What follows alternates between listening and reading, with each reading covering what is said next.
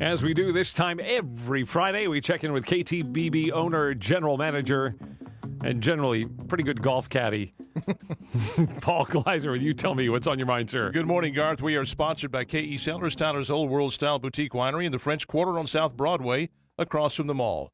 On Tuesday morning of this week, the top folks at Trinity Mother Frances Health System in Tyler hosted a breakfast for the purpose of making a big announcement. Mr. and Mrs. Lewis Owen have made a cash gift to Trinity Mother Frances of $18 million for the purpose of building a 7-story freestanding heart hospital that will be named in their honor.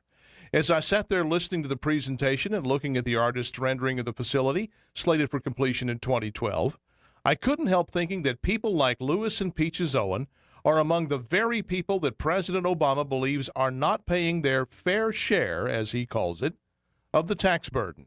Never mind that if you've reached the place in life that you can give away $18 million, you have already paid more in taxes than the average American family will make in multiple lifetimes. Lewis Owen is a rather soft-spoken man, and I couldn't help getting the impression Tuesday morning that he was rather embarrassed by it all.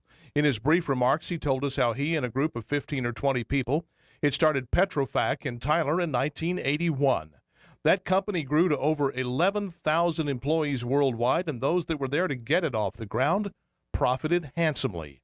In other words, Lewis Owen is an American success story.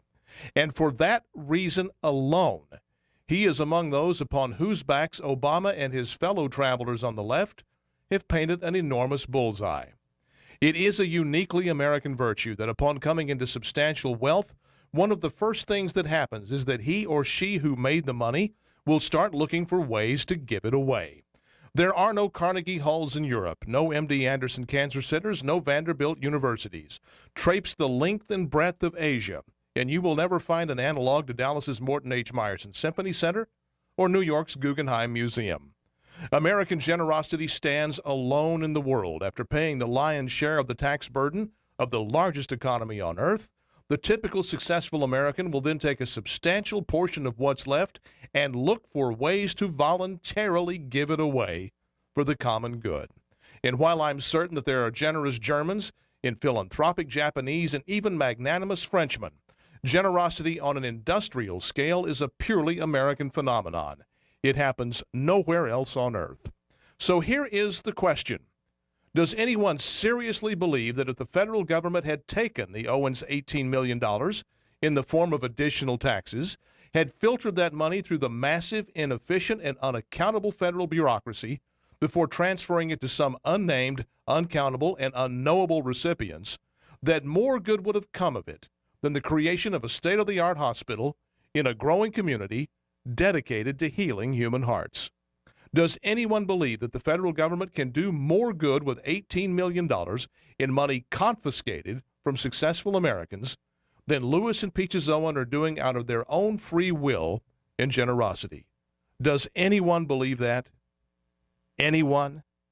That's my word. What's yours? Go to ktbb.com/youtellme, and you tell me. Let's go on a flight. For this flight, you won't have to go to the airport and pay to park. You won't have to go through security.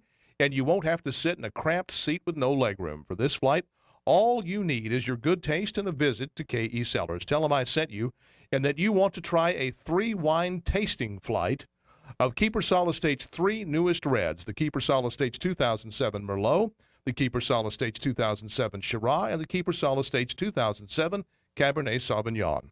All 3 of these reds go great with the cooler weather we are enjoying in this wonderful October. That's doing a great job of compensating for the blistering summer. When you taste these 3 wines in a flight, you pick up on the subtle differences in the grapes and you zero in on the one or ones that best suit you. This is all possible because K.E. Cellars is a working winery with a tasting bar. Try any wine in the collection before you buy it. You simply cannot make a mistake. K.E. Cellars, Tyler's Old World Style Boutique Winery in the French Quarter on South Broadway across from the mall, and online at kecellars.com.